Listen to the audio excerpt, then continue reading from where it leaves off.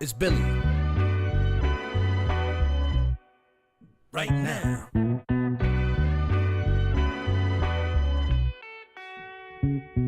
Yo, what if I got attacked by the clones?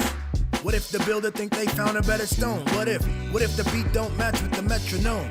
What if that means you walk your path alone? Call me a vagabond. If all these streets leading to Rome, then wherever I lay is my home. It's Brooklyn, boy strong. I manifest, I'm in the zone. Y'all silly better back up off my throne. Listen, boy nice, better give him his propers. How we come out sane from all our mosh pits. How we found the key to the game without a locksmith. How we seem to manage these lanes is so obnoxious. He let it flow from the brain, trusting the process. A vet journeyman on multiple rosters. If I want it, I go out and get it and cop it. A monster with limitless options. Man, like goddamn, y'all gon' soon figure out who I am. We stay cooking, y'all used to that spam. Western beef, I might square up at the square dance. Look, I change plans, not even a southpaw, I'm an outlaw with a rare stance. Your crew never had a fair chance. Why's that? I kill a whole bear with my bare hands. Oh, they studied the dark? Well, I was raised in it. Brain shifted, the kid displayed insane physics. Best story never told, and it ain't finished. How we handled a rock, spun and kept the same pivot. I frame different, hot like a flame kitchen. A whole 2 levels out of your range gifted. Catch me on the highway, lane switching. Or right at the top of your bay wish list. It's Billy.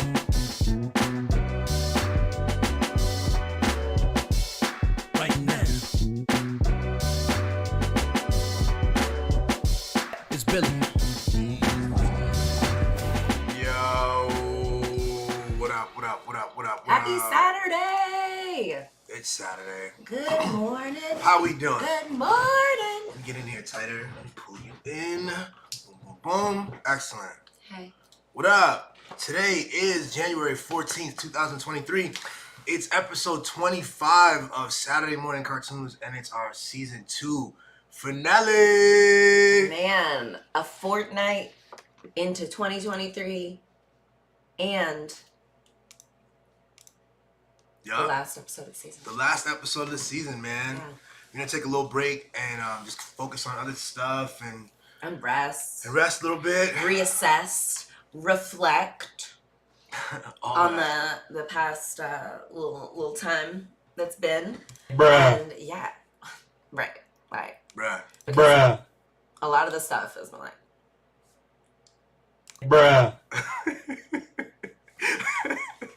ridiculous. Yeah, totally. Yeah, yo, but Sheba Sunday will continue Yeah, as it has. She was on, what, episode 7 now? I think so. Which is crazy. I feel like I've always been doing it. But I guess it's only been like 7 weeks. Yeah. Less than 2 months. You've been really enjoying it, too. Yeah, it's Wow. fun. It's just me talking my bullshit. Talking her shit. Which is also, I think, sometimes very profound Yeah, yo. and helpful. Talk that shit, son. I don't know. I think we all need to talk it out, you know? Yeah. Nah, you've been really profound, and you've been like showing people who you are, but at the same time, you know, especially I think the Megan Thee Stallion episode was really interesting because you focused in on a topic and you gave it so much insight, and you had a call that I thought was a beautiful call to love each other, you know, and the way you tied it in with Twitch and suicide and depression. I thought it was dope and powerful. I think that's the best commentary on the subject of the fucking period. Thank Yeah, you. yeah, the way Agreed, you- though, but Whip that together, thank you.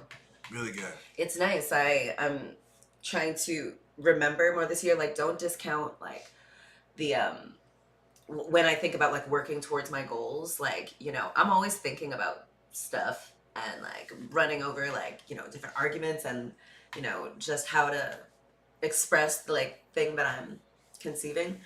And so then when I, like, see an opportunity where it's like, oh, actually, I think I've been thinking about this for a long time.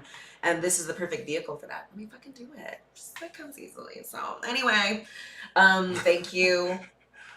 just trying to help other people, like, Yeah. you know, think about their own shit. Like, Yeah, man. what if you're someone who thinks about a lot of things and you've been judging yourself, like, and like, oh, I should be doing something else or blah. Yeah. Don't discount the value of the work that you're doing there. That's the thing, man. I'm trying to, like, when you really get to it, you realize that you are a localized, like, consciousness and an imprint of what is. And Yeah. we need your input. We need you to grapple. And you need you to grapple. We need you to share, because if you're pointing genuinely at the truth, then you help us further, you know.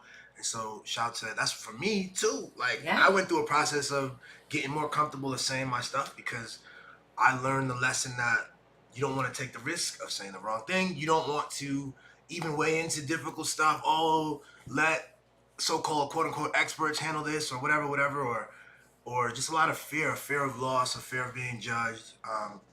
But all those things, you know what I'm saying? Like, people need to dive in, because without your input, without that tie-in the way you did, it's nowhere else have I seen or read that kind of like analysis of the political moment, and then some philosophy and some like love imbued in these two things are linked. And also with Meghan Markle and how we talk about and treat each other, and point out the human, you know, sort of hypocrisy. That was huge. So thank you for including that in the record, Joe. Yeah, totally, dude. Baby. Yo, thank you so much for receiving it and, you know, being so amazing yourself. Billy also is continuing with how Billy sees it. Yes. And I feel like you really just started to, like, hit your stride on it. I think, you know, before you were like, I don't know, just like relying on things outside of yourself, and like I like that you're kind of just talking, and you know, your thoughts are really awesome and helpful. And the real Manosphere, that's gonna be game changing, I think, for like all of us. Honestly, you know, I'm kind of good, kind of a hipster at what's gonna be really cool in a couple of years. And so I might sound crazy, but like that is just powerful stuff, really helpful stuff, and I think it's gonna, really be great. Yeah, I mean, the Manosphere already is a thing. It's exerted itself, and everyone has a sense of it, you know. So that was the alpha version. You're the beta version. Oh, how interesting is that? Yeah, completely flip these things. Like, words, you know, they choose words, and then they assign words, and they give it value. And so alpha becomes something that you want in this case, but in another case, it's first.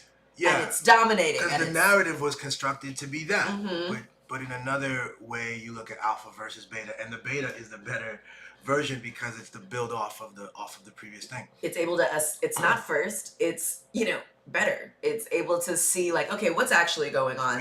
What were the mistakes of these these other things? It's been tested, and it's like, okay, this is gonna work. It's helpful. Yeah.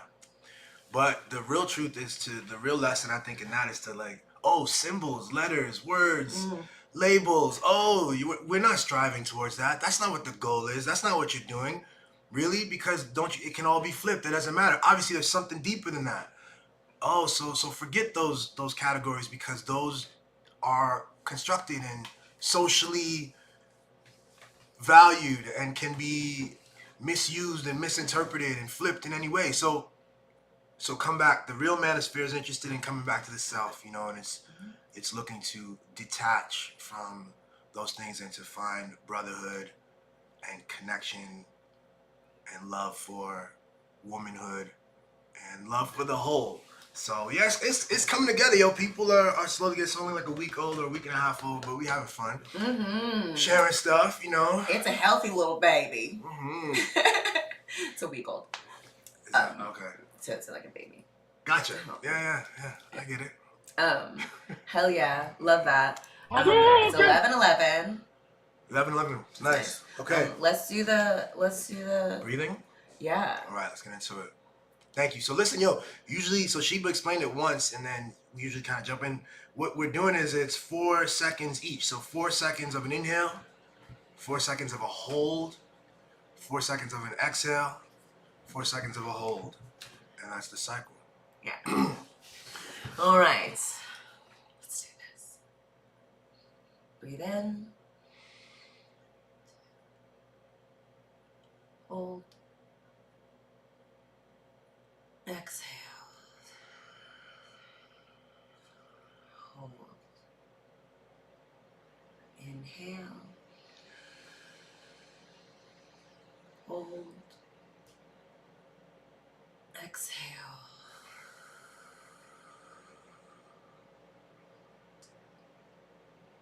Inhale. Hold. Exhale.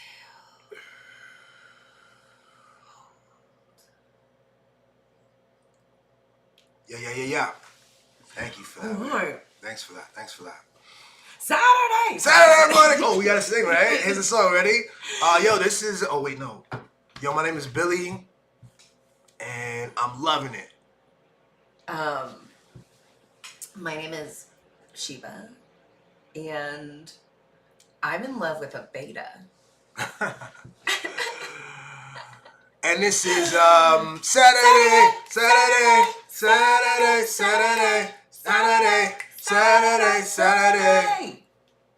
Morning cartoons. Season 2. And it's the finale. Finale.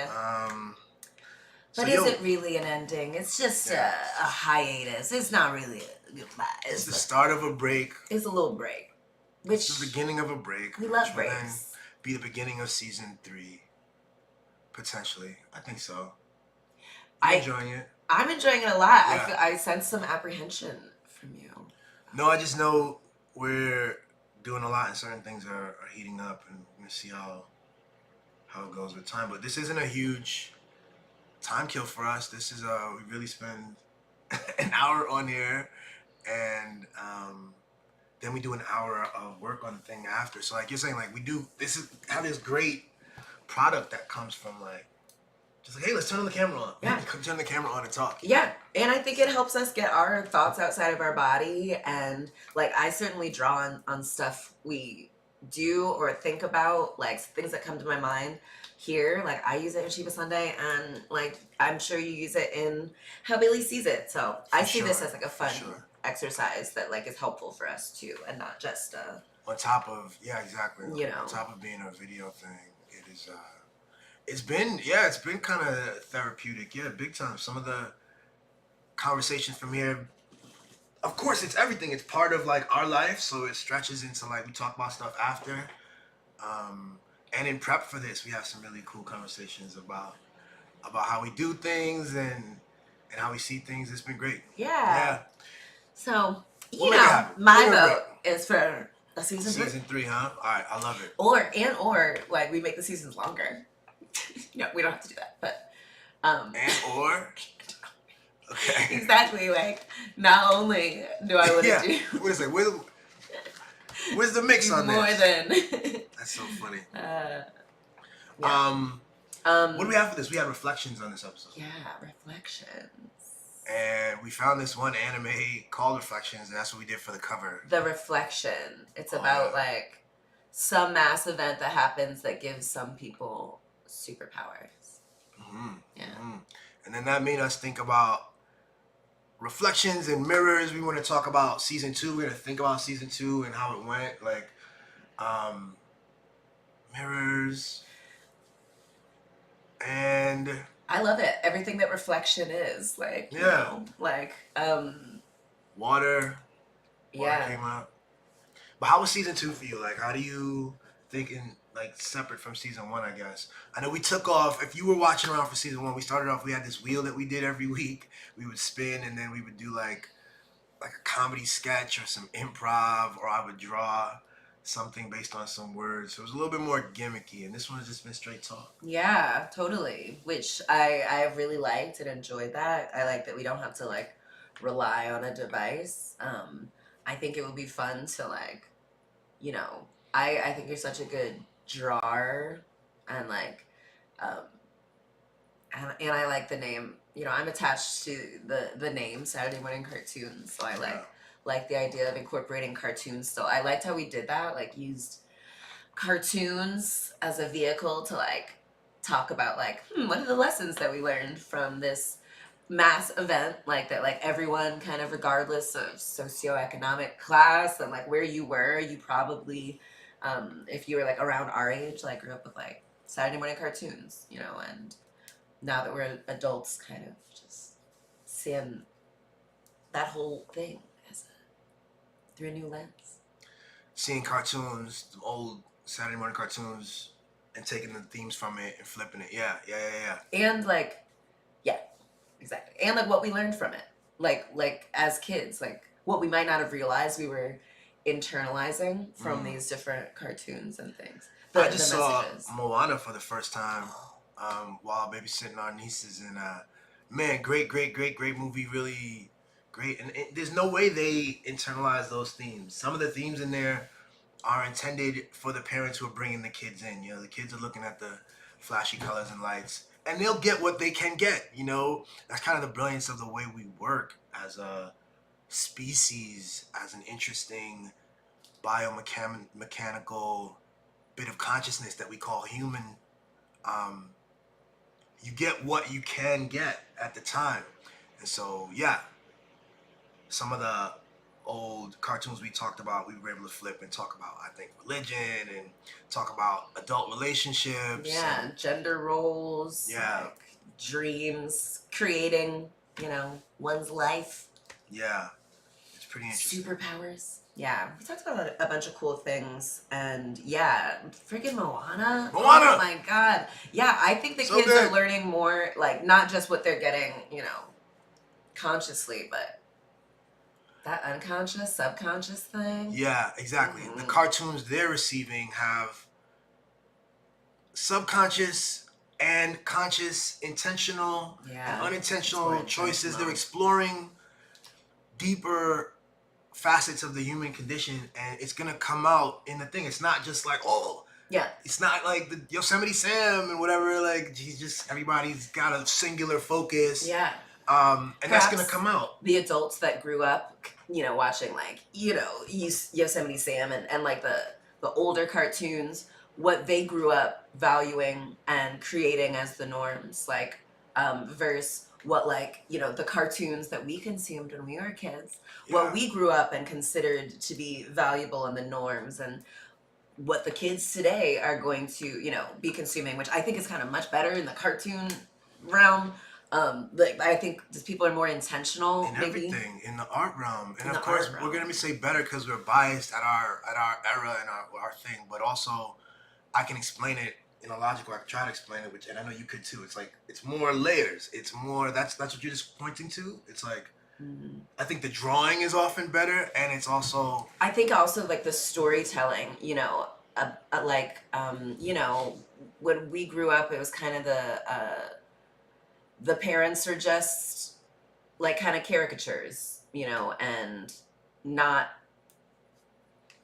really showing like kind of parent-kid dynamic, you know, like it was like Peanuts, like wah wah wah wah wah, and like kind of not really. Babies, you never saw their heads or whatever; they were just a thing. Exactly, and so now I see more of like families, like modeling families, dealing with roles, you know, feelings of duty, feelings of, you know, wanting to do things differently than your family in a way that, you know, I think I didn't see as much, except in Mulan, you know, which is a great one. Or what's the other one? Encanto, or these other ones, some deep family stuff there, and trauma even from the older generation, from the grandmother, her tensions and her motivations, and how she kind of sabotages herself in a way or that you don't consider or get. And the different ways that grief shows up, the different ways that, like, you know, love shows up. It's not always, you know, doing everything for one's family. Sometimes, like Bruno, it's like, let me like hide myself away. Like I'll, you know, I'm not gonna, obviously my presence is harming everyone. So let me withdraw, you know. Just the complexity of it. I think I maintain it's all one thing. These things sweep together, and I don't know what I think everyone benefits from like this deeper stuff. These kids are being privy to deeper complexity, and sometimes we hate it. So I think it's awkward to know that kids very young can accidentally click something on a iPhone and they might end up on Pornhub or some shit. Like that's unfortunate. I think I'm glad my childhood didn't include so much access to like to easy porn like that. I would back then I wouldn't have said that. Back then I was like, shit, man, all of these stupid magazines are, you know. But I think it's a weird thing to have, you know, to have that. But you also have deeper psychology. You have deeper family dynamics. All these things are out there now, and kids have to grapple with it at a younger age. Yeah. And that has to be a good thing. I totally agree. And we can shepherd it as well if you're the older yeah, generation. I think, you know, none of us, you know, really benefited from like all the mystery and like secrecy surrounding things that adults grapple with. You know, kids are definitely smart and understand like, okay, the adults are like weird about this thing, so I should be like ashamed about this thing, and you know, I'm gonna then try to get my information about it clandestinely. Like, Exactly. I remember finding my dad's porn collection. I didn't realize it was a porn. You know, I didn't know what porn was. You know, but I like it was in this big like army trunk, and in my brother's room, and I opened it, and it was just like filled with all these magazines, and like it was a woman with like red nails with a sausage in her hand, and like going like that, and I was like, an actual sausage? No, okay, it's not an actual sausage, but I had never seen a penis before. Gotcha. Certainly not an erect penis. Okay. So I was like, huh. So I told my mom, I was like, hey, Mom, I found this magazine, and it was a picture of a, and my mom was like, wow, stop. She yelled at me. She yelled at me. Wow. She was like, you're not supposed to be in that, you know, you weren't supposed to open that. Like, you're, you know, like not doing what you're supposed to do. I was like, you guys never said anything about not opening that trunk.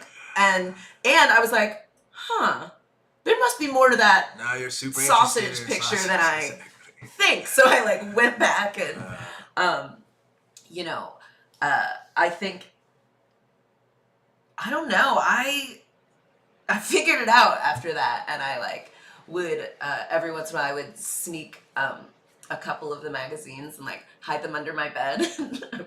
I'd masturbate on the floor. In a room that I shared with my sister, who was a very heavy sleeper. So it was just like, man.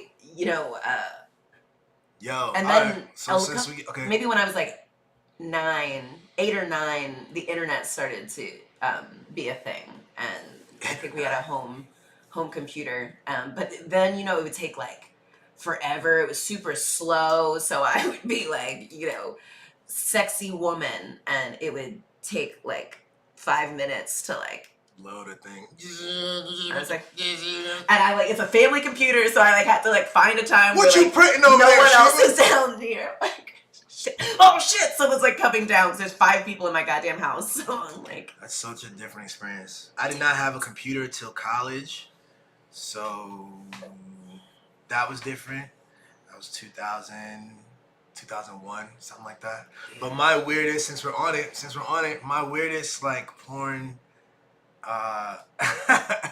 childhood masturbation issue was so we lived with my family, my stepdad, so my 2 brothers, stepdad, and my mom, and everyone was out. It's one of them times, you know, sometimes you home alone. When you home alone and you go jerk off, you do it the full-blown way, you know what I mean? So for me, it was my stepdad had these little magazines. I'm talking Jet magazines, yo, Beauty of the Week. It's not even butt naked. This is like bathing suits, you know? Jet magazine's Beauty of the Week, and then I think he had like this Madonna book where she was naked. But it wasn't legit porn. That's what I'm trying to point out to you guys here, okay? So laying out these magazines, several around the room. I'm lighting candles. I've got some Luther Vandross playing. No, I'm just kidding. No candles and no, but magazines everywhere, okay? Because whatever. Nobody's here. I'm home alone. And I'm going at it, and then what happens is I hear the door thing, and boo-boo's motherfucking my stepdad walks in, I hear his feet in his boots, and he's like, Billy. I'm like, The house is the crib is a small crib, but how fast is this man, yo? He went from entry to the room I shared with my brothers in no time. So I'm like, I look around. There's no way I can clean up all these magazines here, or the whole setup, the napkins, the whole deal. The candles. Turn off the Luther. So I grab a couple and I go into the closet. It's a tiny closet. It's not a walk-in closet. And there's mad stuff in it, and I close myself into the closet, okay? And he's like, Billy, and he's in the room now, so I imagine he's looking around, he's looking at the stuff, and then he comes over to the closet, and he opens the closet, and I just keep my eyes closed. I'm looking up. I don't say a single word. He doesn't say a word. He closes the closet back. I don't know what it looked like. He closes the closet back. And he did, I guess, whatever. He grabbed some stuff and then he left. And he never brought it up to me ever. And I was that's so crazy, yo. Wow. Because I just stood there like a statue, like he couldn't see me. I just imagined he couldn't see me. Wow. Look at these two different responses to adults, children finding adult things that like adults have kind of like, know is weird. And the children know it's kind of weird. Yeah. And like, my mom, I like confronted her with it. I was like, what is this? And she was like, you're wrong for doing that. You're like, the curiosity is bad. Yeah. Like, don't go in that again, And How old are you? I was probably like 7 or something. Oh, so at 7 7 you were... or 8. Because I'm more 11 here. So... Well, yeah, but I love that, probably if I had, I don't know, gotten caught and like pretended like nothing was going on, I think my mom probably would have also followed suit, but like, yeah, never brought it up again, Okay. So funny. Because like adults don't want to have that conversation. I have never told that story. That's so funny. That's so funny, baby. That's a hilarious story. That's so funny. That's so funny that you were like, okay, maybe if I just close my eyes and stand still, he won't see me. He'll just ignore me and I'll just walk away. And it worked. Yeah. It's like literally like a raptor. A raptor, yes. Yeah. It's like, just don't move. He can't see you. So funny. And he was like, the event never happened, basically. That is so funny. Wow. So back to children. Oh, also, so back to children and what they perceive. Like we have to just accept that like children have almost the same access to pornographic material, to violence, to all of the adult things that we think like we're shielded from as a kid, but we weren't. And they have more access to it. And so rather than try to be like, no, you can't see, no, don't, we're not going to talk about it. Talk to your kids about it. There's this book, Sex Positive Talks to Have with Kids, and it has a section on porn. How to prepare your kid. Like, hey, you're like, either they come to you or you're like, hey, you're going to see some things on the internet and help them to be able to process what they're seeing. And see that's brilliant. Do you have that book? You bought it, right? I do. Yeah, somewhere. Okay. Yeah, but it's I like have it in the other room. To the people who think to operate differently, like we know from just history, abstinence teaching doesn't work. Abstinence doesn't work, and blinding and hiding and pretending things away doesn't work. The best thing you can do in a world of stimuli and interests and like taboos that are interesting to people is to be in a space of information, the opposite of ignorance. Instead of having a surface level engagement with it, instead of enjoying porn on a level that doesn't fully grasp what's going on, deal with everything. Like this is a business. And these are actors. These are actors doing a thing, and it's not representative of. You can suspend your disbelief about what's going on and like just have more of a because give it the context of what is real. Yeah. As best as possible, and I think you get the best results. Yeah. This way, any anxieties about I should look like that, or I should perform like that, or something, or that I need to be hitting, and some of this stuff depends on what they're clicking on. You're going to be seeing some wild stuff. So yeah, and if I enjoy this, you know, the feeling I get when I view this stuff, am I bad? I'm shameful. I'm not supposed to be doing this All thing. And like, okay, I can't talk to my parent about this thing because they reacted really badly when I, you know, addressed it innocently last time. So I gotta find out about this, but like, I'm gonna do it through untested channels because I recognize that my parent is not a safe place for me to go first for that information. And like, so you go to some knucklehead friend. You go to, exactly. Who knows nothing, who actually makes everything they're seeing potentially worse, locks it in as like, oh, this is what truth. People want. This is what a girl wants. This is stuff like this, and that is not good. So so it's our role, but it's our role to, and we're not even parents, don't intend to be, but the role of the caregiver, the adult in the room. We're uncle and aunt, and yeah, you know, there's that. Yeah, totally.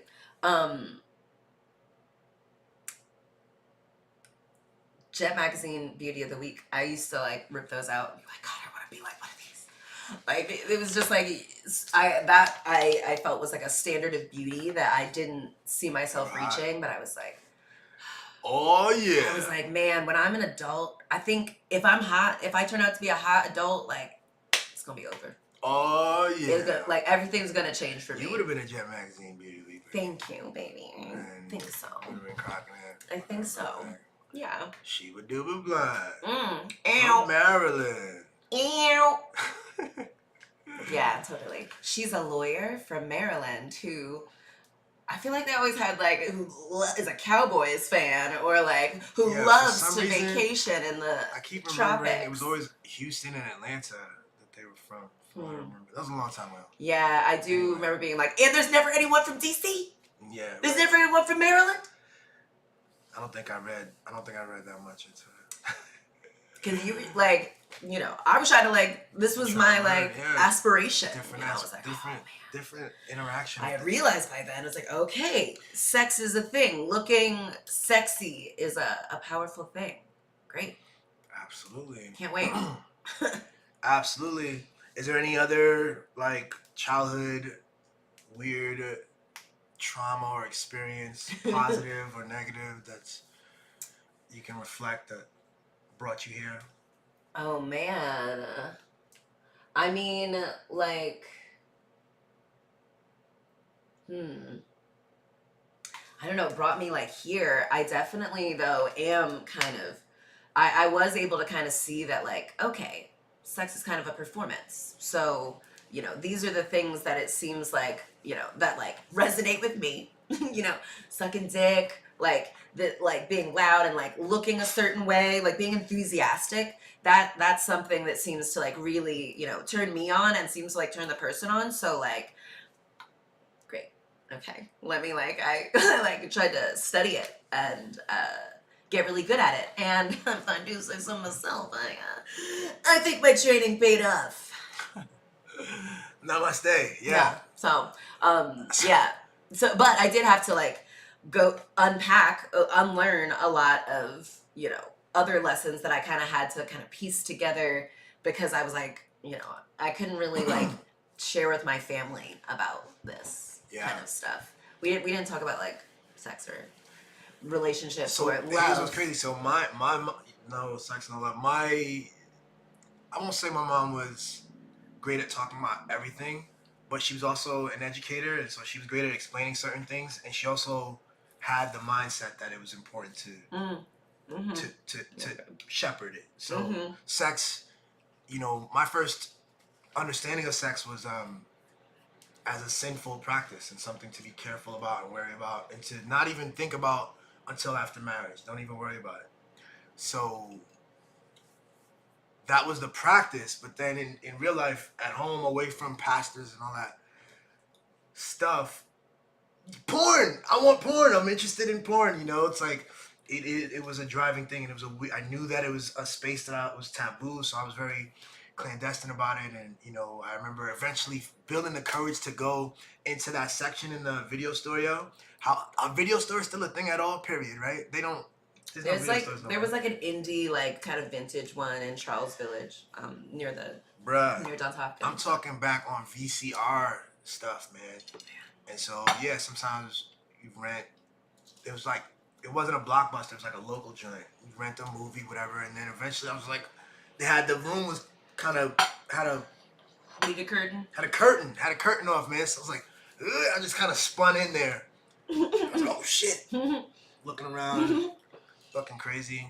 But yeah, my mom would talk about sex and give me condoms. I always had like a little thing with condoms. She said, just in case. But I didn't lose my virginity till 17, 18. And I was waiting till marriage. Wow. That's what I told myself. So, wow. yeah.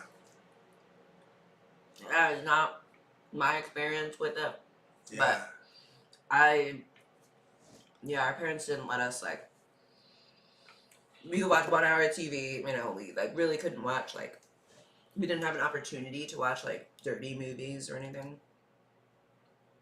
You know what? But my mom always had romance novels, and I was an avid reader, and so, like, I was like, what? Like, Romance his throbbing novels. manhood, like, you know, enters her, and she gaps. I'm like, also, how freaky. My mom and women everywhere are just reading porn, reading erotica, like, on the bus, you know, You're right. next to a bunch of kids. I'm like, That's interesting. So it's really a bunch of interesting things that I learned. Speaking of, Jesus. sorry, my nails. Yeah.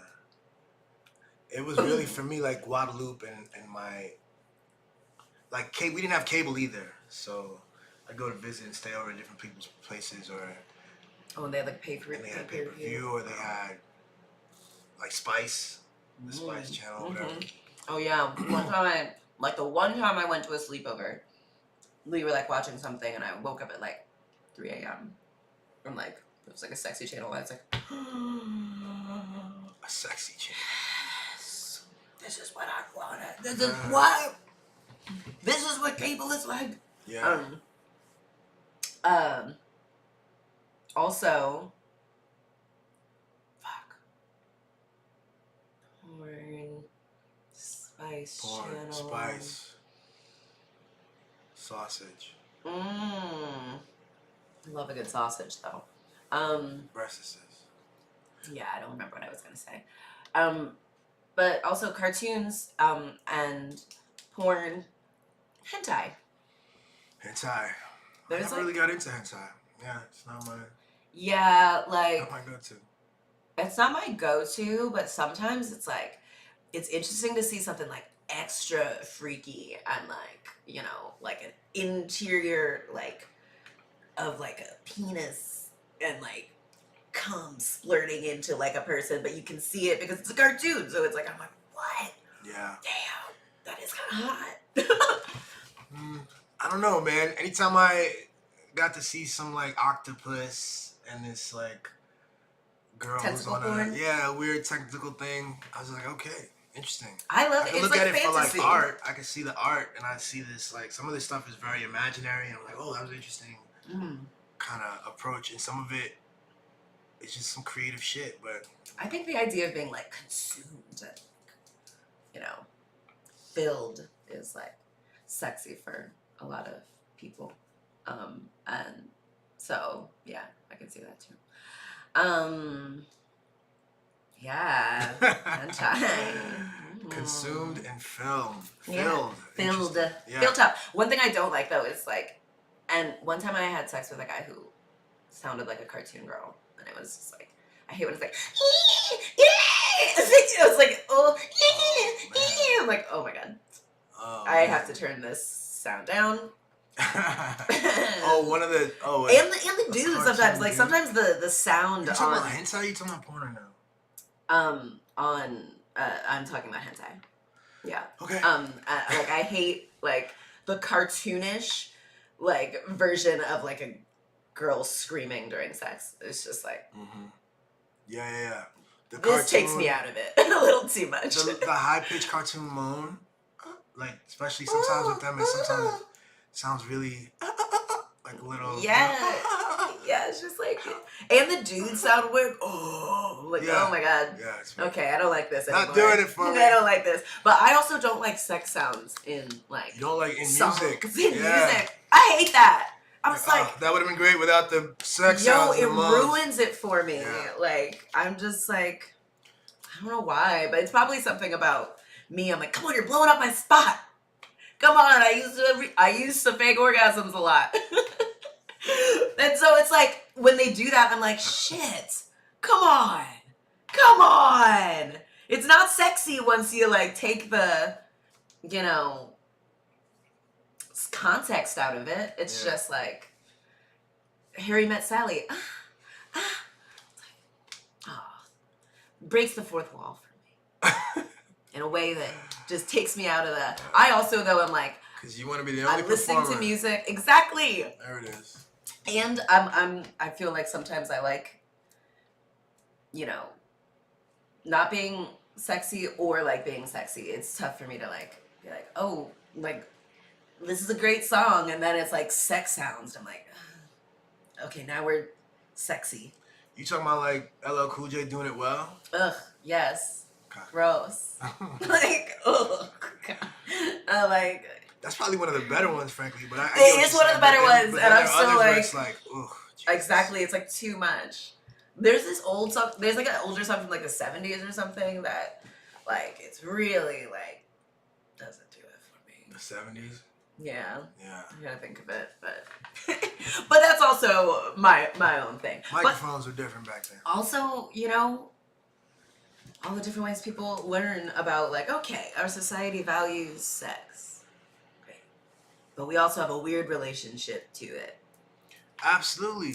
It's a complete fucking mess. It's a complete mess.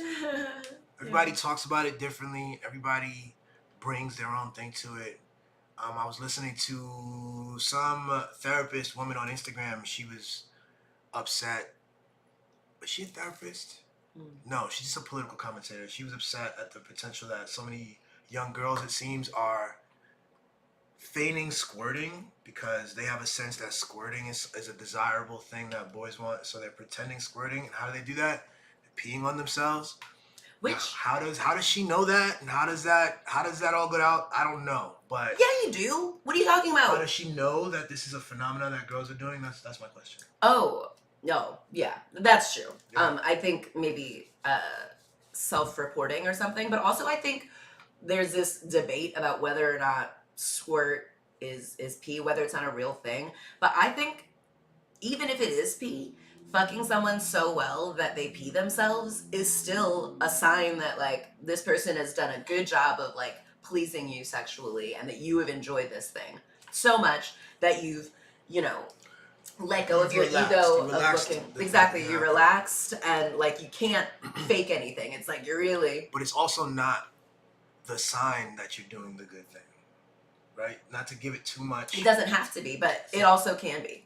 Yeah. I've seen, you know, this one here make several people squirt, and it looks awesome. It looks very like, I'm like, wow, that is so cool. And I see it's something you can learn and things. So let's see. Look at my beautiful hand. Oh, there we go. There we go. You did it. So yeah. I've seen it happen. So like, you know, I've seen people orgasm and squirt, and it's hot. So I get it. And I bet they, like me, first saw it in porn and associated it with like, of the girls who were like coming, like the squirters seemed like they were not faking it as much. Cause like you have to, it is hard to kind of pee on yourself to like during sex, and like, especially with all the messages we get about how we're supposed to be like clean and smell nice and, for women and girls, you know, so I can imagine like I would, you know, honestly. You're not, yeah. Bravo. I didn't even think of that when I was a kid, but I like, that would have been, but also I knew that dudes would be gross about it because squirting was not as mainstream back then. When I first experienced it, I wasn't a fan. It kind of shocked me. Yeah. And it produced all kinds of, I was like, did you pee on me? And just big turn off until I started to understand more about it, which by that I mean I don't understand anything about it. Yeah. No one seems to really understand. Yeah. What it's about, I mean, for me, it's no grosser than the equivalent of like semen being on you, and like dudes seem to be able to get that women can be covered in semen, and Yeah. that Is it pee? It was the thing. That was the thing for me. Is it pee? And, Yeah. But then I got over it. For me, semen is grosser than pee. Semen is grosser than pee? Yeah, if I stepped in was walking down the street and I was like, oh shit, pee on the fucking street, gross. But if I walked through and there was semen then stuck to my shoe, that would be even grosser. Especially if all the... Just because it's rarer? No. It would be less likely to have semen on your shoe? I think it's less likely because it's... Why would you need to have semen on the ground? That just seems like a really gross thing. And all of the stuff that it can be carried within semen, loose semen on the ground. Yeah. It's way more gross. It tells a different story about what happened there. It does. And it would be grosser are you kidding? Like, you would be more grossed out if semen got on your shoe. I'm agreeing with you. I'm just trying to like to place this properly, like why it is. But I think it tells a different story about what happened here, especially you were talking about like still viscous, wet semen. Like, and I'm outside, so it's probably like during the day. If you're in New York, pee on the ground is pretty typical in New York City. Yeah, especially when we criminalize, homelessness and don't give people houses. Yeah, you're gonna have to pee on the ground. And also sometimes are you gonna have to come on? It's hard to get home fast enough, and you might have to. Yeah, totally. We don't make like public bathrooms kind of readily available. Unless they're in like a restaurant or something. So sometimes you gotta pee. Yeah, exactly. These are structural things. Anyway. We should have a bathroom on every corner. And trash cans. Yeah, New York does a good job with that. Well, I don't see a lot of trash cans out here. Sometimes I know. I hate that.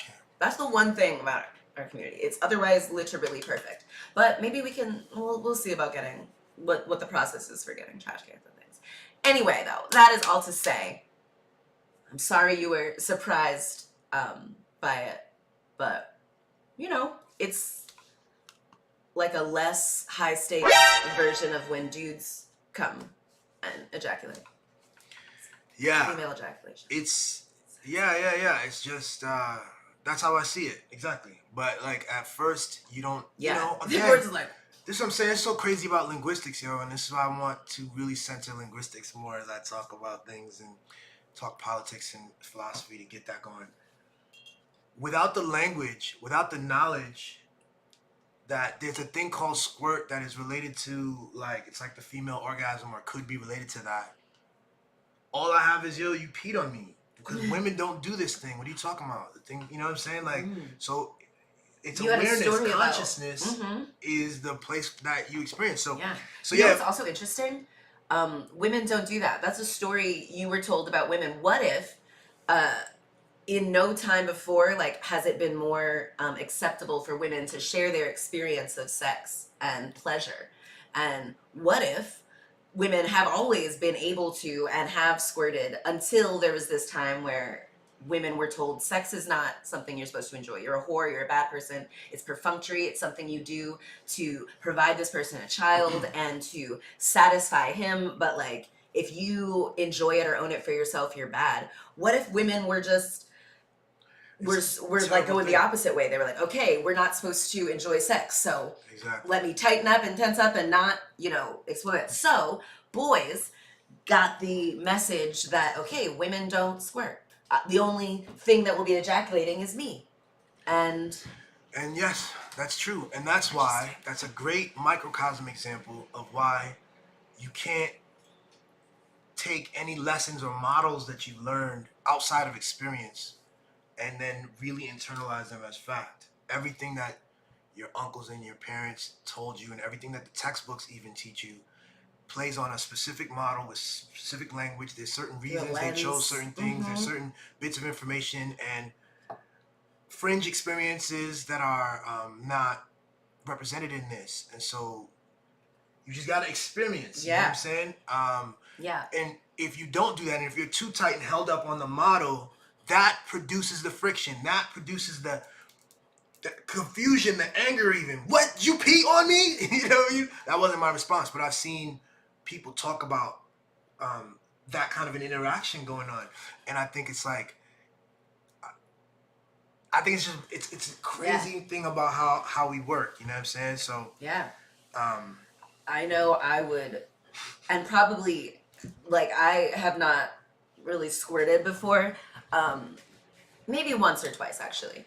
But, like, I'm not able to do it consistently. I think because I'm still unpacking this idea that, like, of losing too much control. I don't like the idea of, like, Right. someone seeing me, like, completely losing control of my body to the extent that I might have peed on this person right. when I'm trying to be sexy.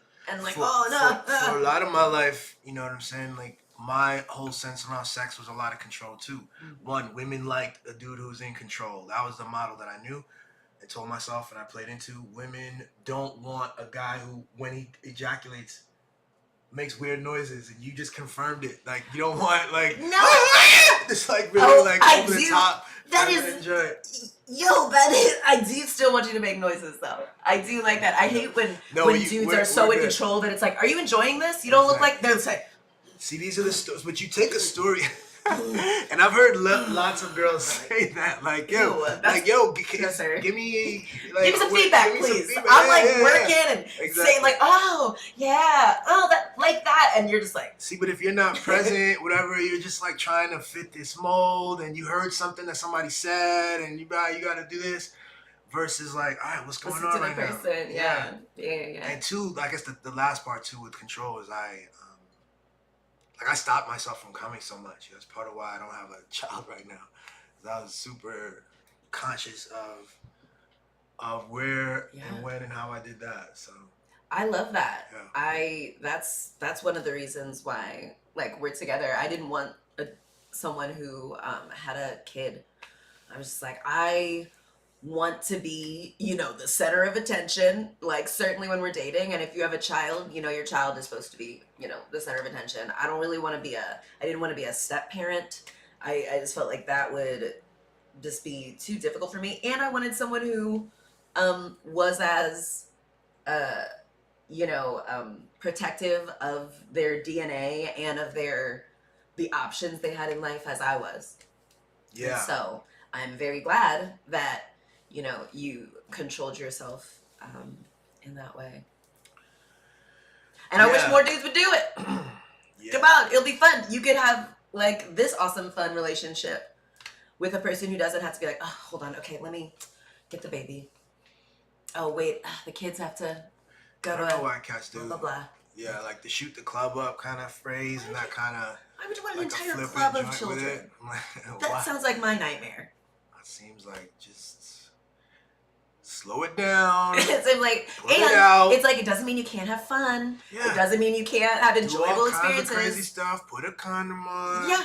And then also pull it out with the condom. Like some guys, I got a condom on, so I can come and say, no, that's you're overestimating like technology. Exactly. Like putting a lot of faith in it, and you don't have to for no reason. And it's like better safe than sorry, Yeah. And I would rather have like those like couple moments of discomfort than like 18 plus years. What's the discomfort even? I don't know.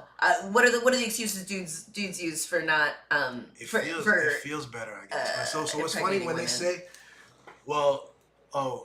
carelessly impregnating them, like doing the things that would increase their potential for them to impregnate someone. Yes.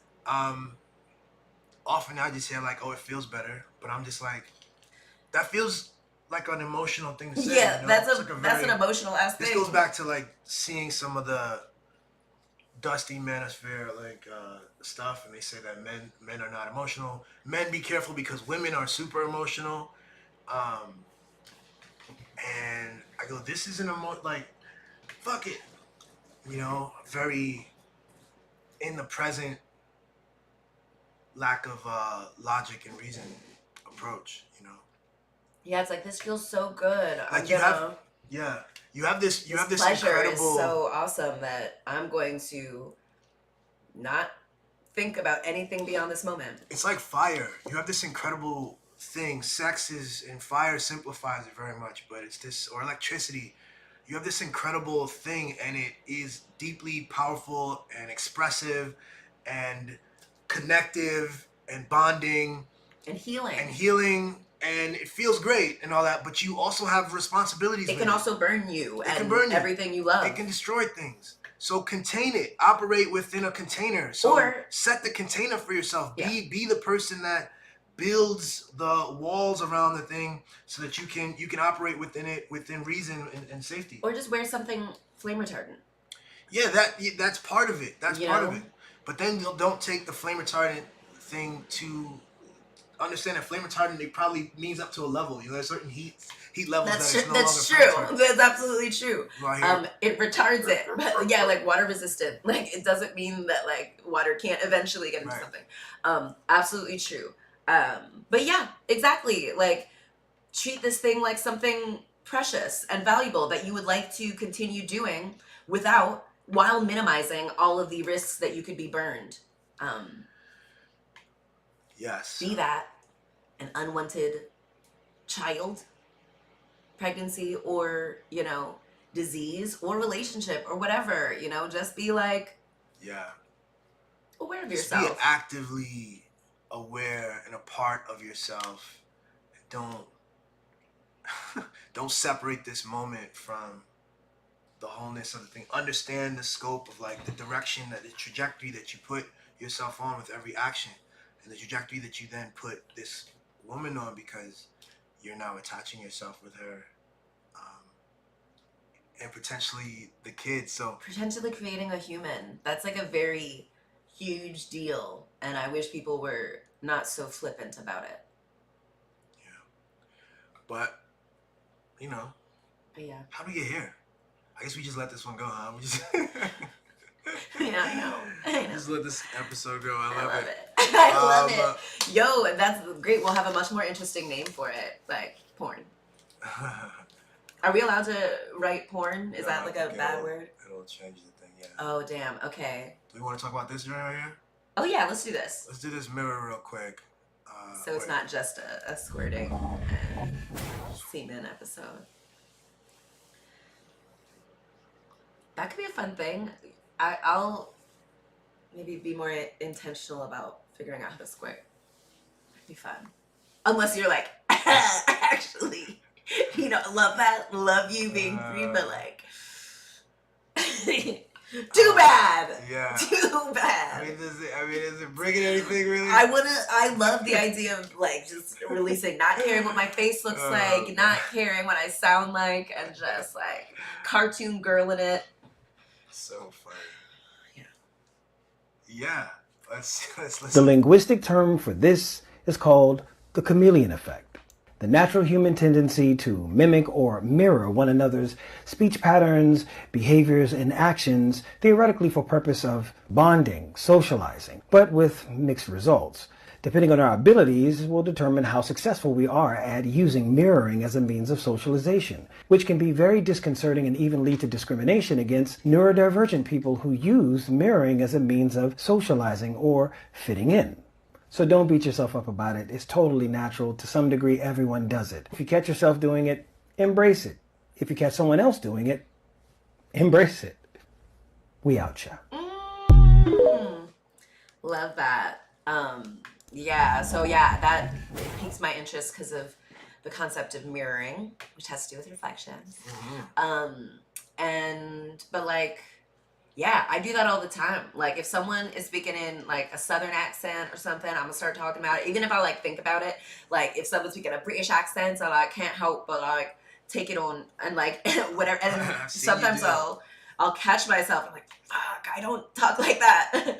And I judge myself for it. But, I think I certainly am on the spectrum. And so I am trying to help someone feel more comfortable in how they speak. Like, it's cool. Yeah, I'm going to adopt that. It's a natural human thing. It's a natural and possibly beneficial human flexibility and creativity that we all have.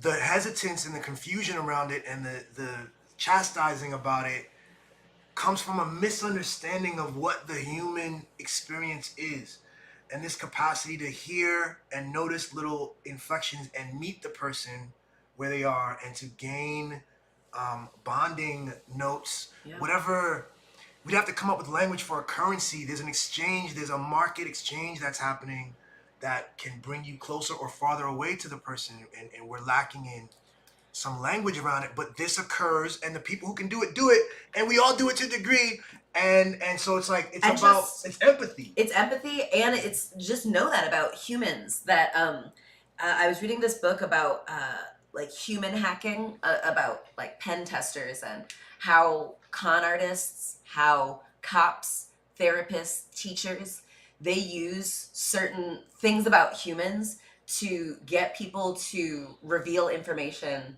without them realizing they're revealing the information, and to get a person to feel more comfortable sharing themselves.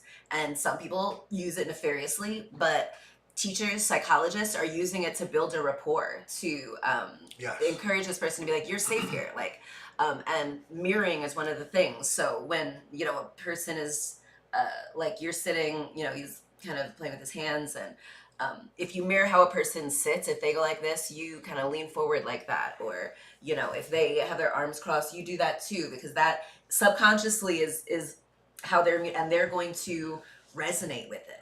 I don't know why. It matches their mood. Yeah. It tells the eyes, whatever receptors, as they try to assess the situation, it tells them that your body language tells them that you're in the same mood that they are. Mm-hmm.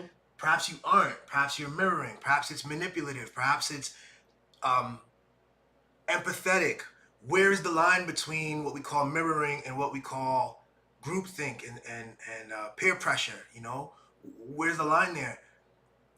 You will have trouble finding that line. It depends on what we're talking about. You'll look at it and perceive it one way or the other. But this is a human phenomenon, and it's okay. And the less we have it in a place of weird taboo or something to call bad, you know, and then like a marker of someone's like duplicity, or that they're a bad person, they have bad motives. Like then people will stop engaging with the truth of it. You know, it doesn't mean that it won't be occurring. They'll stop engaging with the truth of it, and they'll create a narrative around what's going on. That's when right. It might just be, you know, this is just a neurodivergent person who, like, this is just how they get through. And but what I want to say is the non-divergent person does that naturally. Exactly. The neurodivergent person might have to consciously notice things, and then, you know, consciously play it, but they struggle with it and blah blah blah. What are we pointing to the non-neurodivergent person, right? The regular person is. So I think a lot of times neurodivergent people rely on masking or mirroring to get through. They might not, whereas a neurotypical person just kind of automatically does this mirroring thing, but isn't conscious of it. A neurodivergent person might be doing it, you know, just to try to be like, okay, this person is feeling down, so I should be feeling, you know, this way too. Or this person is happy, so I should be like responding this way. It's just how they operate through the world, versus how people who are less on the spectrum, I guess, neurotypical people might see someone mirroring them and be like, why are you doing that?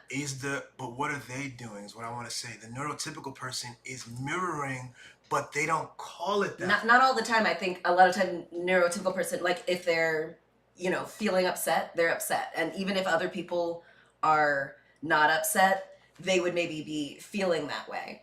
Whereas maybe neurodivergent people might be like, okay, this person's upset, so like, let me be upset too. Gotcha. Where they see this person, a neurotypical person sees a neurodivergent person change their mood based on, you know, this person. They might be like, why are you doing that? Like, right. You must be making fun of me. You must be doing this.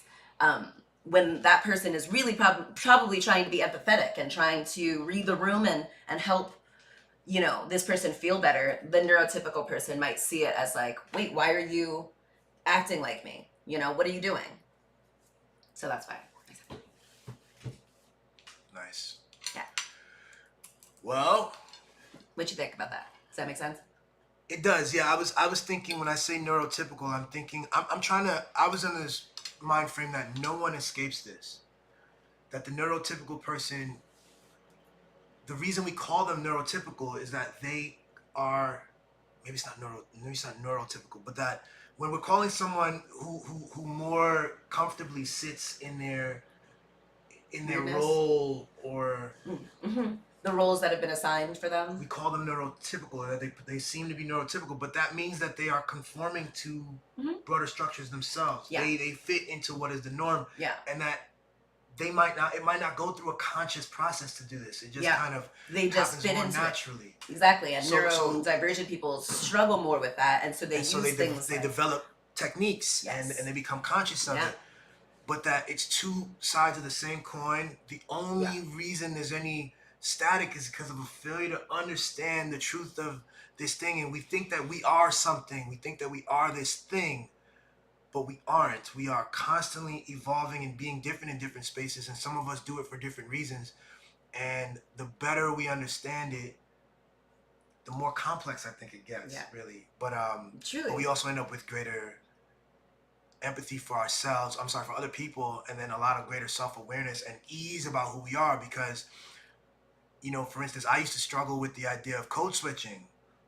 My first big job out of college was on Capitol Hill, and I had the ability to be in Brooklyn and speak in one way and go out to DC and speak a completely different way around senators and things like this, and that was a thing. Internally, I felt that tension. I felt like maybe there was something wrong there. But Yeah. I don't think that there is. That's just It's just empathy and understanding the and room you're in. awareness. And I certainly shouldn't. I wouldn't have had a 5-year career on Capitol Hill if I didn't have the flexibility flexibility. to speak. This is a skill, a talent, a thing, a feature of the human experience, and we're all doing it. But in some places it's very natural for us. Neurodivergent, neurotypical. Yeah, It's very that's natural for neurotypical. us in some areas, and in other areas for us, we have this static, and we start to figure out how to adjust. So Yeah. hey, what up, Aaron? Yeah, absolutely. My experience with code switching, like my parents lived in DC. They were around, that kind of government people all the time. And my dad was like also kind of a ridiculous person, and he would yell at us, and we would get in trouble if we like talked ghetto, if we didn't enunciate, if we like emulated how our peers talked, and so I was like, okay, well, the consequences of me talking like my friends are gonna be is gonna bring me too much pain at home. So like, let me see, Hillary Banks, Dion from Clueless, great. I can still like express myself, be a young person, Right. but like this is kind of how I talk now.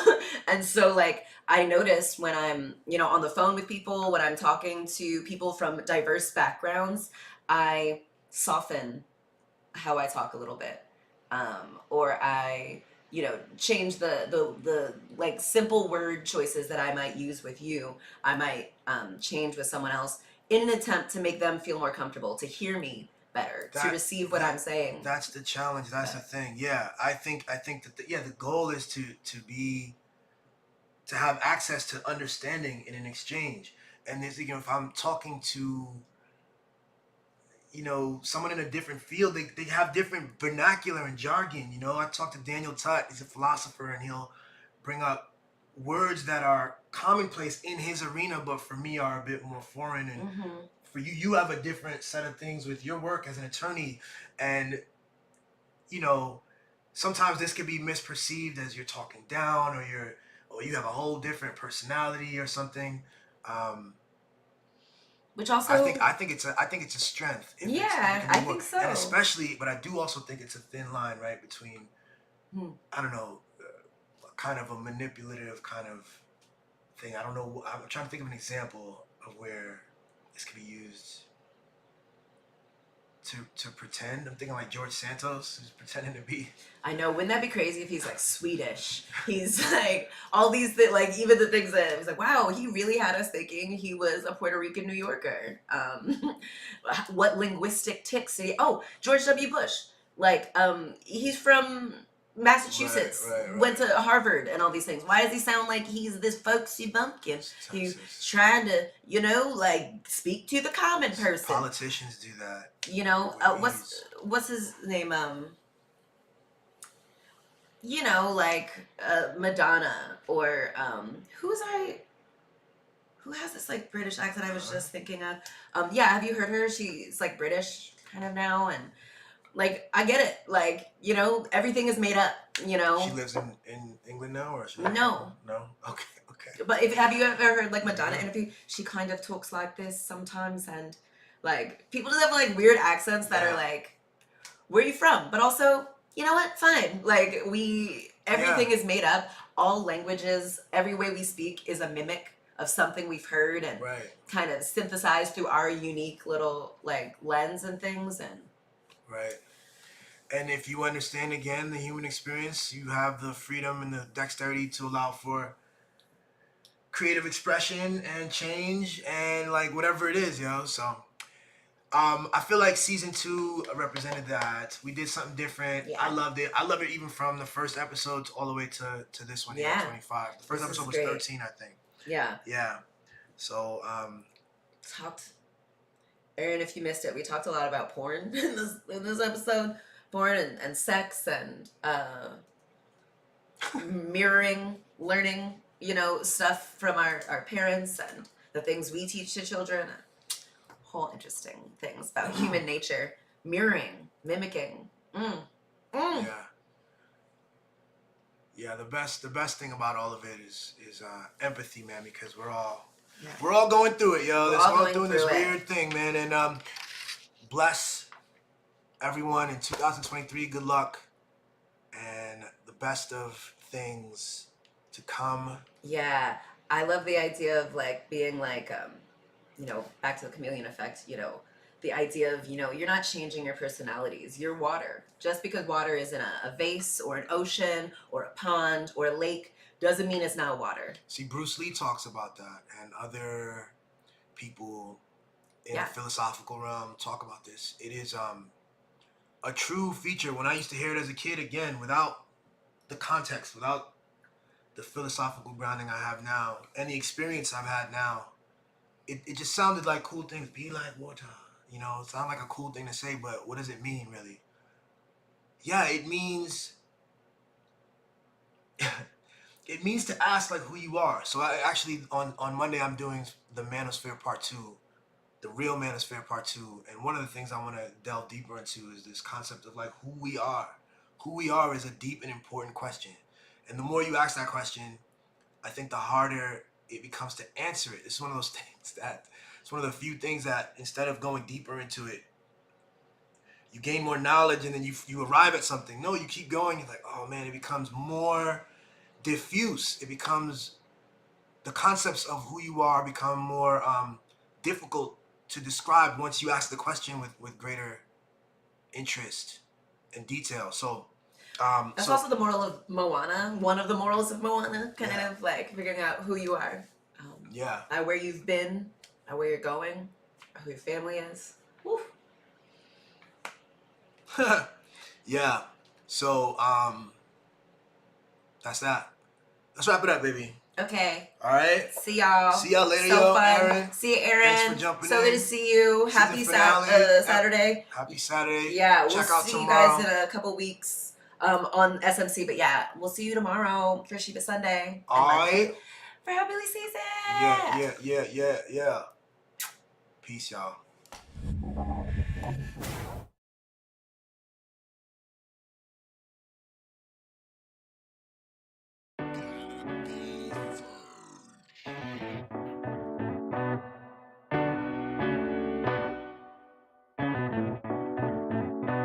It's Billy. Right now.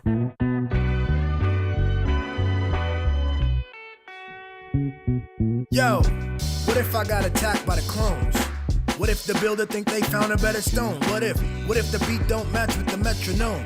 What if that means you walk your path alone? Call me a vagabond. If all these streets leading to Rome, then wherever I lay is my home. It's Brooklyn's boy strong. I manifest, I'm in the zone. Y'all silly better back up off my throne. Listen, boy nice, better give him his propers. How we come out sane from all the mosh pits. How we found the key to the game without a locksmith. How we seem to manage these lanes is so obnoxious. He let it flow from the brain, trusting the process. A vet journeyman on multiple rosters. If I want it, I go out and get it and cop it. A monster with limitless options. Man, like goddamn, y'all gon' soon figure out who I am. We stay cooking, y'all used to that spam. Western beef, I might square up at the square dance. Look, I change plans, not even a southpaw, I'm an outlaw with a rare stance. Your crew never had a fair chance. Why's that? I kill a whole bear with my bare hands. Oh, they studied the dark? Well, I was raised in it. Brain shifted, the kid displayed insane physics. Best story never told, and it ain't finished. How we handled a rock, spun and kept the same pivot. I frame different, hot like a flame kitchen. A whole 2 levels out of your range gifted. Catch me on the highway, lane switching. Or right at the top of your bay wish list. It's Billy.